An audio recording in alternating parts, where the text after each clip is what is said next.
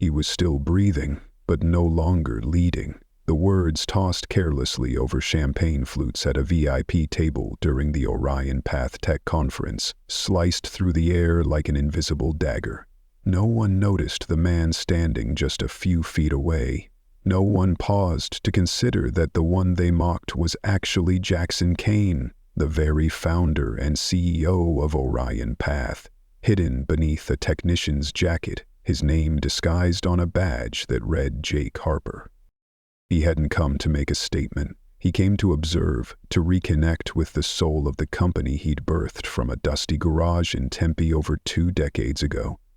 But the first thing he overheard wasn't excitement or admiration. It was a funeral speech for his legacy. They said he'd been pushed aside, reduced to a ceremonial figurehead, that he was just waiting to vanish, a relic of what used to matter. What would you do if you heard strangers declare your story was over while you were standing right behind them? Jackson didn't flinch. He didn't reveal himself. Not yet. Because deep down, he knew this wasn't just an insult. It was a revelation. And this was only the beginning. This story isn't about office gossip or corporate drama. It's about identity, about the crushing weight of being misunderstood, about the power in letting people think you're irrelevant just long enough to see the truth for yourself. And it's also about someone else. A face lost in the sea of lanyards and light, a voice almost drowned by applause and ambition, who still held on to honesty when no one else dared. If you've ever been counted out, overlooked, or underestimated, this story is for you. The Hilton Grand View pulsed with tech-laced optimism. Holographic banners promised a bright future under Orion Path's vision, building tomorrow together. But Jackson stood under those glowing promises like a ghost, just 5 feet from a digital rendering of his own smiling face. Not a single person recognized him, not with the hoodie drawn low over his suit, not with the stubble shadowing his jaw, not with the oversized badge that declared him a nobody. And that was the point. He wasn't there to shake hands or pose for panels. He was there to listen, to feel, to see what his company had become when no one was looking. He remembered the early days, when ideas were messy and meetings happened over pizza and second-hand desks. He remembered borrowing a laptop to write the first lines of code.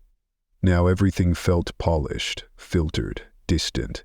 Even the last board update had felt like a smokescreen. And after that meeting, something inside him snapped. He didn't want another pitch deck. He wanted the truth.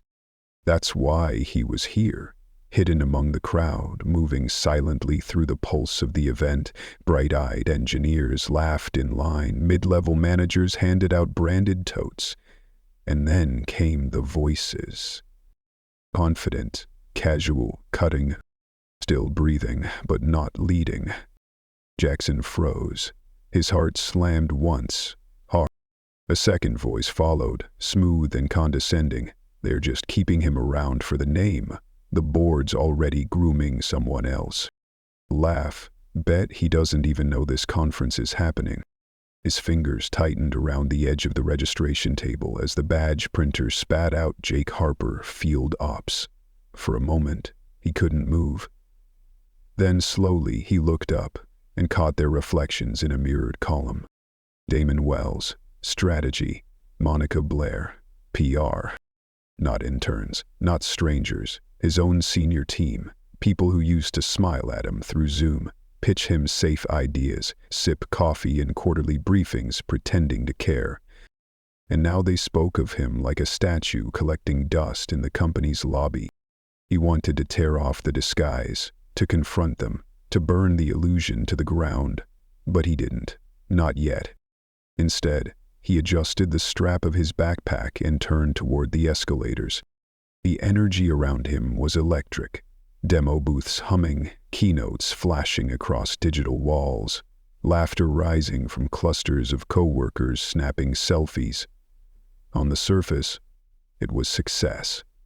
But Jackson had built this place from nothing, and he could feel it.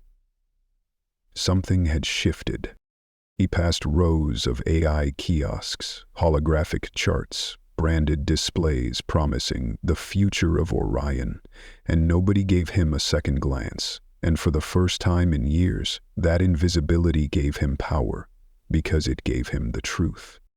Those 5 words, still breathing but not leading, weren't just disrespectful. They were a mirror, a reflection of a culture that had lost its compass, a sign of how far they drifted from the values that built them. Jackson inhaled deeply and stepped into the first breakout session on his list. His heartbeat had slowed, but his purpose had sharpened. He was no longer here to check boxes or watch from the sidelines. This wasn't a routine inspection anymore. This was war, a quiet one. For now, if you've ever been erased before your story had a chance to be told, this part is for you. Jackson stepped into the main hall, a cavernous arena dressed in LED glory and perfection. It was the kind of room where the lighting alone cost more than some startups raised in a year.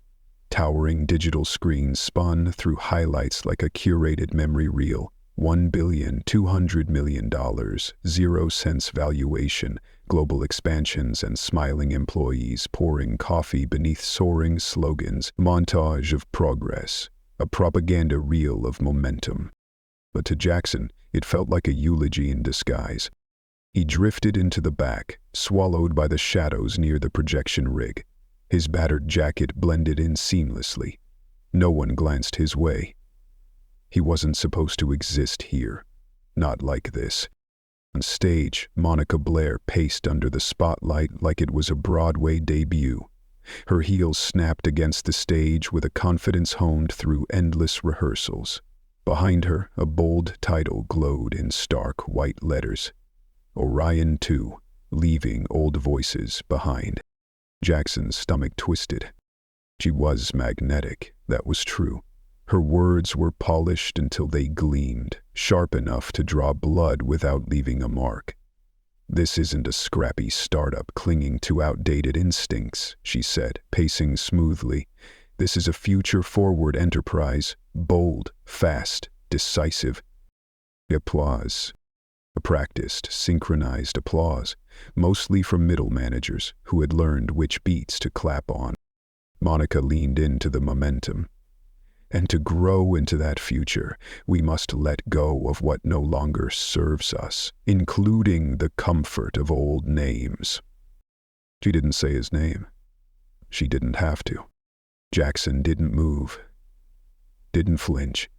He just kept watching. The mask of calm on his face didn't reveal the war waging inside his chest. Then came Damon. He stepped onto the stage like it was built for him. Chin high, voice crisp. "Let's talk strategy," Damon began, his tone colder than Monica's charisma. "Real growth begins when we stop overprotecting the past. We must make decisions from data, not nostalgia." More applause. Louder this time. Measured. Almost military. "Leadership isn't about who started the company," Damon said. "It's about who can lead it into the next decade." Jackson felt the words slice deeper than the spotlight ever could. Damon had once been a hungry intern. Bright, collaborative, idealistic. Jackson had seen something in him, invested in him, trusted him. Now Damon spoke like history was baggage, and Jackson himself just dead weight. Around the room, the interactivity glowed like a digital playground. Touchscreens invited guests to take leadership vision quizzes, assess next-gen growth traits, and build avatars of future executives. Jackson picked one up out of curiosity, or maybe desperation. The quiz asked, "What value drives innovation today?" The options: speed, disruption, scale, dominance. No sign of the values that once fueled them: ethics, loyalty, transparency. In the networking lounge outside, a wall of quotes gleamed like commandments, among them a fresh plaque: "True leadership knows when to step aside." Orion Path Manifesto 2025. Jackson's jaw tightened. There was no manifesto, at least not one he wrote. Someone had forged a future by redacting the past, and the ink had already dried. He sat down at a side table, the coffee lukewarm, untouched. Around him, employees mingled like they'd bought into the dream wholesale, raising branded water bottles like champagne, posing for selfies in front of glowing signs. It all looked perfect. Too perfect. He opened the conference app and scrolled through the session titles. Each one sounded like a warning in disguise. Boldness over balance, speed versus sympathy, legacy is a liability. No longer subtle, this wasn't an evolution. It was a regime change, surgically executed under the banner of progress. Two junior employees nearby whispered in hushed tones. One leaned in, wide-eyed. "Did you hear what Damon said in the pre-meeting? He called Jackson the friendly ghost of Orion, said his days are numbered." They giggled, nervously, like they didn't quite believe it, but also did. Jackson didn't look up. He stared at his coffee, unmoving. The warmth had long faded, just like his presence here. This wasn't ambition. This was assassination of memory, of meaning, of mission.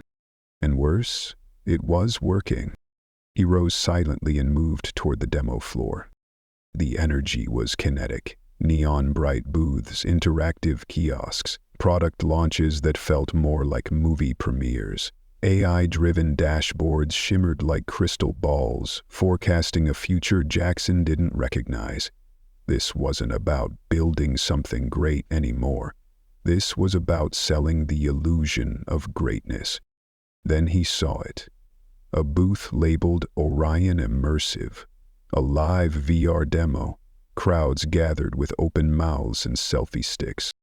But Jackson's attention landed on the young man adjusting the headset. Quiet, calm, intentional. No theatrics, just presence.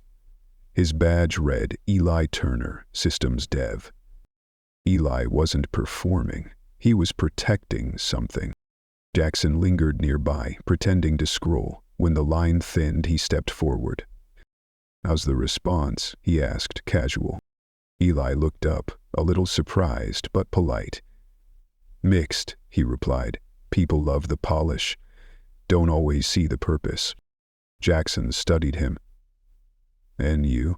What do you think?" Eli paused, not the kind of pause that hid doubt, but the kind that chose honesty. "It's good tech," he said, "but it's not ready. We had to rush to make this deadline. We didn't cut safety, but we cut soul." That word soul hit harder than expected. "This used to be a place where we built things because they mattered," Eli continued, voice low. "Now it feels like we're racing to meet checkboxes. Someone up top decided marketing mattered more than development." Jackson leaned in. "Someone like Damon?" Eli hesitated. "That's what we were told," said it came from Jackson himself. Jackson froze. "And you believe that?" he asked softly. Eli shook his head. "Doesn't sound like him, but no one questions it. They just adapt." He glanced toward the center stage where Damon was posing for the cameras. "They know who holds the mic now." Those words didn't just echo, they detonated. This wasn't a misunderstanding. It was a message. And Eli, unknowingly, had just handed Jackson the cipher. Jackson thanked him, nodded once, and melted back into the flow of the conference. But inside, the temperature had dropped. His instincts, the ones he had trusted since the first server rack in that borrowed garage, were screaming. This wasn't just disrespect, this was design. He pulled up the internal app, dove into the archived memos. The R&D budget/national health had been labeled a strategic realignment. But the subtext was clear now. Innovation was being sacrificed for optics, development silenced for storytelling. And they had pinned the blame on him. It wasn't just internal, it was personal. He stopped at a sidewall timeline. one that displayed Orion Path's journey from nothing to everything. Grainy photos of the early lab, the original 3-person crew. But something was missing. His name. No founder's message, no quote, no trace. Like he'd been cut from the origin story. Irate. But Jackson wasn't gone. He was just getting started. The words "origin story" shone on the screen, framed in sterile font beneath a cold tagline, "Born in tech, built for speed." Jackson stared at it longer than he expected, not with nostalgia, but with sorrow. This wasn't just history being forgotten, this was history being rewritten in plain sight. For the first time all weekend he raised his phone, not to scroll or pretend, but to capture a single photo, not for keepsake, for evidence. Because the truth wasn't dying quietly behind closed doors. It was being executed in broad daylight. And if you've ever built something only to watch others twist it into something unrecognizable, this moment is for you. Night had fallen over the city by the time the rooftop mixer began. String lights draped over the skyline like artificial constellations. A jazz trio played just softly enough to let ambition speak louder than melody. Champagne flowed, laughter echoed. Jackson stood by the drink station, untouched club soda in hand. Everyone wore name tags and perfectly curated smiles. But beneath the glittering skyline and smooth saxophone, something colder lingered in the air, a chill he recognized, not from the breeze, but from betrayal. Near the edge of the terrace, Monica and Damon huddled with 2 board advisors. Their body language was sleek, confident, every nod and laugh rehearsed to perfection.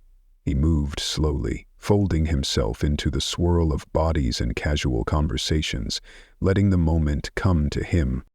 Then he heard it. "By Q2 he'll be out," Monica said, voice low and sharp. "Soft pivot. Nothing public. We'll give him a title with no teeth. Keep the branding clean." Damon smirked. "Honestly, it's overdue. He's been sentimental deadweight for years. Still thinks culture is some kind of religion." Monica chuckled into her wine glass. "He should be grateful we're being quiet. Legacy founders usually get eaten alive." The board advisors didn't challenge them. One even muttered, "Just keep the stock steady through transition." Jackson stopped, half hidden behind a decorative planter. His chest didn't rise or fall. It tightened. These weren't emotional outbursts. They were blueprints, cold, engineered replacements for the man who had built the very floor they stood on. He thought for one terrifying second about just walking away. Let them have their rooftop lies and sterile victories. Let them toast to a future hollowed out for optics. But then he saw her, Lena, standing alone near the edge, city lights reflecting in her eyes. Her posture carried quiet exhaustion. The kind that only comes from fighting a battle others pretend isn't real. Jackson took a long breath. Then he stepped forward. Calm. Measured. Like just another underpaid employee making the rounds. Monica glanced up, dismissed him instantly. Damon didn't even register his presence. Then softly, he said, "Would you say that if he were standing right here?" Damon blinked. Monica froze, a smile slipping from her face like melting wax. One of the advisors frowned, caught in the crossfire of confusion. Jackson met her gaze, voice low and sharp. "Still think he's sentimental deadweight?" Monica hesitated. "Excuse me?" "You heard me," Jackson said, never raising his tone. "You speak boldly when you think no one's listening." Damon stepped forward, defensive. "Who the hell are you?" Jackson didn't even blink. Just someone who still believes in culture like it's a religion. And in that heartbeat, everything cracked. The music faltered. The laughter faded. Even the wind felt sharper. Monica tried to laugh it off. "Okay. Wow, someone's had a little too much tonight." But Damon wasn't laughing. He stared harder now, and beneath his smirk, recognition bloomed. Then panic. Jackson let the silence hang for one perfect moment, then turned his back to them and walked, slowly, toward Lena. He didn't say a word, just stood beside her, eyes on the horizon. She didn't look at him at first, but then, "That was you back there, wasn't it?" "Loud enough," he replied. "And you?" "I'm just trying to stay true to what we started." She looked over. "You're not the only one." And in that moment something shifted. The distance between who Jackson had become and who he was always meant to be started to close. Because it wasn't just about what they said behind his back anymore. It was about who still stood beside him when they thought he was gone. By mid-morning, the ballroom swelled with anticipation, every seat filled, every camera aimed at the stage. This was it, the final keynote, the coronation.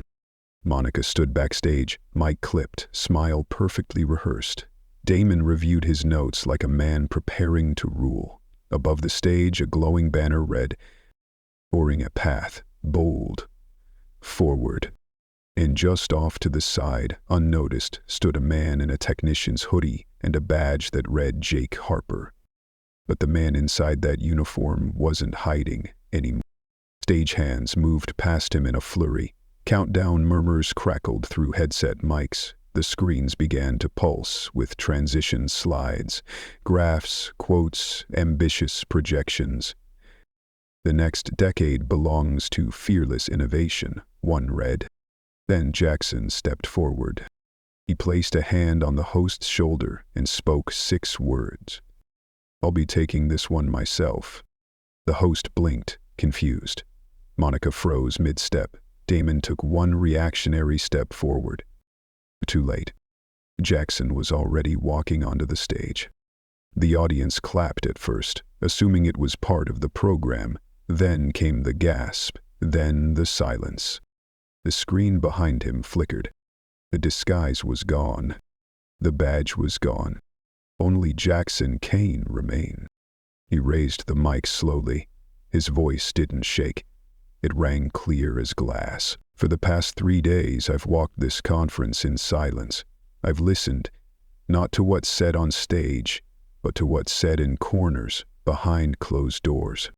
Monica stood rigid, arms crossed. Damon no longer smiled.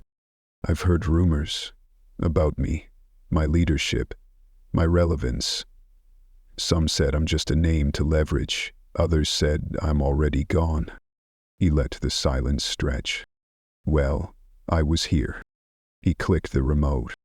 The screen lit up, not with sizzle reels, but raw truth. Clips from his phone. Damon mocking Lena's pitch. Monica plotting the transition. The breakout quote, "Legacy is a liability."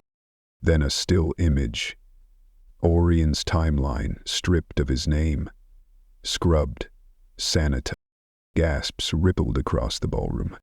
Jackson didn't yell. He didn't accuse. He didn't need to.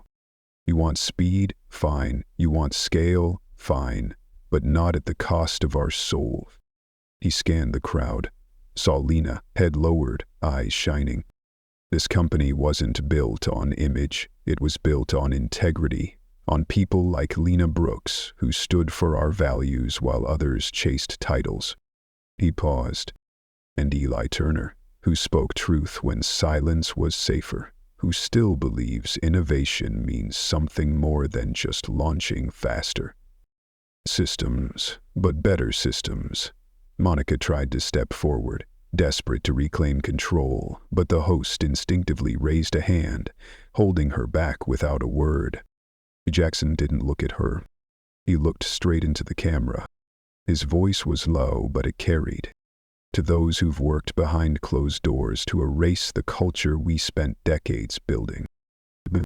Your time is up." The silence that followed was almost sacred. He let the gravity settle before adding, calm, resolute. "Effective immediately, I'm initiating a full ethics and accountability review of this leadership team. Anyone who twisted the truth, silenced integrity, or spread narratives built on manipulation will answer for it. The air thickened. A murmur swept through the ballroom, not of outrage, but recognition. Some clapped, others just stared. The curtain wasn't just closing, it was collapsing on what had once felt untouchable. Jackson lowered the mic, took a breath, and spoke again, softer, but it struck even harder. Orion Path isn't a product, it's a promise, and starting today, we honor it again. He stepped off the stage with no music, no applause, just a hush that hung in the air like a held breath, and behind it, something even deeper. Respect. The hours that followed weren't marked by headlines or announcements. They were marked by silence, the kind that settles after truth levels a room. Jackson walked backstage alone. No entourage. No flashbulbs, just a man holding the weight of everything that had gone wrong and the quiet resolve to start making it right. By mid-afternoon, Monica and Damon were no longer in the spotlight. Their passes were quietly revoked, their names vanished from the conference app. No goodbyes, no farewell emails, just a void where their authority used to be. Jackson didn't celebrate. This wasn't revenge. It was restoration. He moved quietly through the smaller sessions, not as a celebrity, but as a presence. People didn't crowd him. They nodded, some with quiet gratitude, others with a nervous kind of reverence. No one expected this, least of all the ones who had needed it most. That evening, behind closed doors, Jackson met with the board. No fire, just facts. He laid out every clip, every doctored report, the memos disguised as strategy, the budget shifts masquerading as scalability. And then he presented something else, a proposal from across the top. Cultural Integrity Task Force, Phase 1, Leadership. Beneath it, Director Lena Brooks. There were questions, resistance, raised brows, but not for long. The room had already seen the cost of letting ambition replace alignment. They didn't need more proof. They needed a compass. By the end of the meeting, Lena wasn't just reinstated, she was elevated. Her new role, oversight of ethics, internal communications, and cultural accountability across every leadership tier. She'd report directly to Jackson. The announcement would go out during the closing ceremony. She didn't know yet. Not until later that night, when Jackson met her in a quiet conference room near the hotel's west wing, just the two of them, no fanfare. She looked like she'd been trying to disappear all day. He slid a folder across the table. "What's this?" she asked. "Your new job," he said. She opened it slowly, then looked up. "You're serious?" Jackson nodded. "You said you wanted to stay true to what we started. I need someone to lead that charge, someone who's already been doing it." Without a title. Lena stared at him, her eyes wide, her hands trembling slightly. "I thought I was done." "You were never the problem," Jackson said. "You were the answer no one wanted to hear." She closed the folder carefully, her voice almost cracking. I don't know what to say." "Say yes," he replied, "then get to work." Across the hotel, in a modest breakout room, Eli Turner was packing up after his systems workshop. He hadn't known his quiet truth at a VR booth had sparked a reckoning. He had just tried to stay honest. Jackson waited until the room emptied. Then he approached. "You spoke truth when no one asked for it," he said. Eli looked up, startled. "And I'm not forgetting that." Jackson handed him a simple card. On it, his direct number, and a title. Innovation Systems Associate Corporate Division. "You're coming to HQ," Jackson added. "We need people like you building from the inside, not being silenced on the edges." Eli blinked. "Is this a joke?" Jackson smiled. Only if you say no. That night, a quiet memo went out to every Orion Path employee. No branding, no buzzwords, just a message. A new chapter begins now. Integrity is no longer optional, it's operational. It wasn't crafted by marketing, it wasn't sanitized by PR. It came straight from Jackson's desk. And for the first time in years, people didn't just read it, they believed it. The final morning of the conference was subdued. No confetti, no light show, just a ballroom filled with something rare. Intention. People showed up not to be dazzled, but to listen. And they knew exactly who they were listening to. Jackson took the stage without an introduction, just a mic, and the story only he could finish. He didn't start with numbers. He started with a name. Lena Brooks. He scanned the crowd, found her. 32 years of service, she's trained half the leaders in this room, and this week, she was nearly pushed out for choosing ethics over applause. The crowd turned, found her. Applause rose, not as noise, but as recognition. Jackson continued. Today, she becomes our Director of Cultural Integrity. And from now on, every leader will be shaped by the values she refused to compromise. Then he paused, set the mic down for a moment. I want to tell you something I've never said. Not to the board, not to the press, not even to my team. The hush fell.